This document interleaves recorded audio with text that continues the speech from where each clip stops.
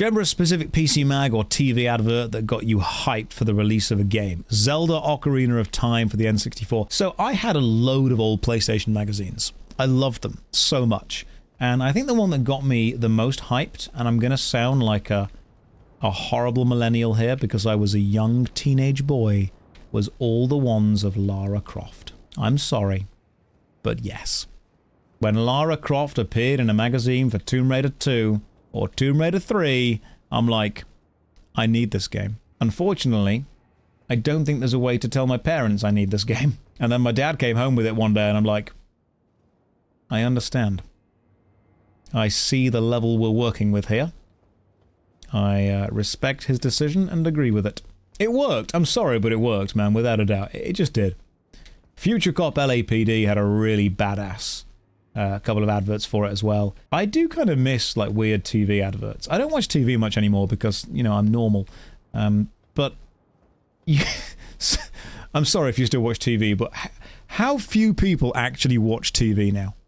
Does anyone sit down and turn on the telly? No, you sit down, you turn on Netflix, you turn on YouTube, you turn on Twitch. Very few people actually just turn...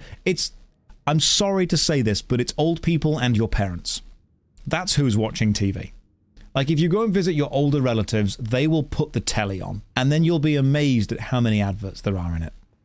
That's what shall happen. I went to visit my granddad yesterday, and he was watching Star Trek: The Next Generation. It was on the TV. And I'm like, I turned to him, I'm like, oh, cool, you're watching Star Trek: The Next Gen. I love Star Trek, one of my favorite Star Treks. He just looks back at me and goes, dunno, never seen it. And there was a moment I'm like, Granddad, it's on the telly. It's right there. When I turned up, it was on. And he went, oh yeah, I'm not watching that. I'm like, what? What are you doing then? He's very funny. He makes me laugh a lot. Like, he's old now.